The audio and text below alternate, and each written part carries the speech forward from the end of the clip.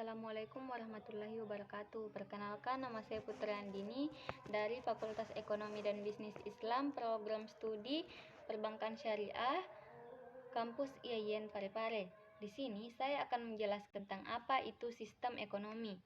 Pertama, sistem dalam bahasa Yunani yaitu systema dan dalam bahasa Latin yaitu sistema. Dan menurut Grossman, sistem ekonomi sebagai sekumpulan komponen-komponen atau unsur-unsur yang terdiri dari unit-unit dan agen-agen ekonomi serta lembaga-lembaga ekonomi bukan saja saling berhubungan dan berinteraksi, melainkan juga saling menopang dan mempengaruhi. Ada 4 sistem ekonomi yang akan saya jelaskan. Yang pertama yaitu sistem ekonomi kapitalis atau pasar bebas. Sistem ekonomi liberal disebut juga sistem ekonomi pasar bebas atau sistem ekonomi laissez-faire. Sistem ekonomi liberal adalah sistem perekonomian yang memberikan kebebasan sepenuhnya dalam segala bidang perekonomian kepada masing-masing individu untuk memperoleh keuntungan yang sebesar-besarnya. Adapun karakteristik sistem ekonomi pasar bebas yaitu semua sumber produksi menjadi milik masyarakat. 2. Pemerintah tidak ikut campur secara langsung dalam kegiatan ekonomi. 3. Timbul persaingan dalam masyarakat. 4. Motif ekonomi untuk mencari keuntungan. Dan 5. Barang yang dihasilkan bermutu tinggi. Adapun kelebihannya yaitu menumbuhkan inisiatif dan kreasi masyarakat, kebebasan dalam memiliki sumber daya alam, memunculkan persaingan untuk maju, output bermutu tinggi, efisiensi dan efektivitas yang tinggi. Dan kekurangannya, kebebasan berusaha menyebabkan adanya perkelompok yang sangat dominan sementara ada kelompok yang lemah. 2. Menimbulkan monopoli yang merugikan masyarakat. 3. Menimbulkan penindasan atau eksploitasi. Dan 4. Pemerataan pendapatan sulit terjadi. Kemudian kedua, sistem ekonomi sosialis atau perencanaan terpusat adalah suatu sistem di mana pemerintah memiliki kendali yang ketat dalam menentukan kepemilikan, bisnis, dan alokasi sumber daya alam untuk mencapai tujuan yang telah ditentukan pemerintah. Ciri-cirinya yaitu semua alat dan sumber daya dikuasai oleh pemerintah. Kedua, hak milik perorangan tidak diakui dan perekonomian sepenuhnya diatur oleh pemerintah. Kelebihan dan kekurangan. Kelebihan, pemerintah lebih mudah mengendalikan masalah-masalah ekonomi, pemerintah ikut campur dalam penentuan harga, mudah melakukan distribusi pendapat, jarang terjadi krisis ekonomi, dan pasar barang dalam negeri berjalan lancar. Kemudian kekurangan, mematikan kreativitas dan inovasi setiap individu, tidak ada kebebasan untuk sumber daya, kurang adanya variasi dalam memproduksi barang karena hanya terbatas pada ketentuan pemerintah. Kemudian sistem ekonomi campuran. Sistem ekonomi campuran adalah sistem ekonomi yang memadukan antara sistem ekonomi terpusat atau sosialis dan sistem ekonomi pasar atau kapitalis. Sistem ekonomi campuran, pemerintah melakukan pengawasan dan pengadilan dalam perekonomian, namun pihak swasta atau masyarakat lebih memberi kebebasan untuk menentukan kegiatan-kegiatan ekonomi yang mereka ingin jalankan. Ciri-ciri sistem ekonomi campuran yaitu sumber-sumber daya yang vital dikuasai oleh pemerintah.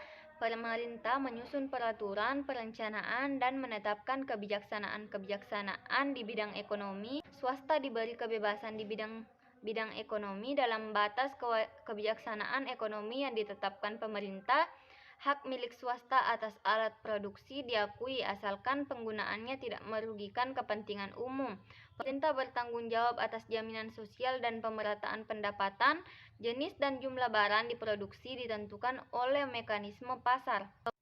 Kemudian sistem ekonomi Indonesia yaitu dalam Undang-Undang Dasar 1945 pasal 27 ayat 2 yaitu setiap warga negara Indonesia berhak atas pekerjaan serta penghidupan yang layak. Kemudian pada pasal 33 ayat 1 sampai 4 yaitu perekonomian disusun sebagai usaha bersama berdasarkan atas asas kekeluargaan. 2. Cabang-cabang produksi yang penting bagi negara dan menguasai hajat hidup orang banyak dikuasai oleh negara. Bumi dan air dan kekayaan alam yang ada di dalamnya dikuasai oleh negara dan dipergunakan untuk sebesar-besarnya kemakmuran rakyat. Kemudian keempat, perekonomian nasional diselenggarakan berdasarkan demokrasi ekonomi dengan prinsip kebersamaan, efisiensi, berkeadilan, berkelanjutan, dan berwawasan lingkungan, kemandirian, serta menjaga keseimbangan, kemajuan, dan kesatuan ekonomi nasional. Kelebihannya yaitu hak individu diakui, penetapan harga dalam perekonomian lebih terkendali, sektor ekonomi yang dikuasai pemerintah diarahkan untuk kepentingan masyarakat, adanya kebebasan berusaha, kestabilan ekonomi terjamin, pemerintah memperhatikan sektor kecil dan menengah. Kemudian kekurangannya yaitu beban pemerintah lebih berat daripada swasta. Kedua, pihak swasta kurang memaksimalkan keuntungannya.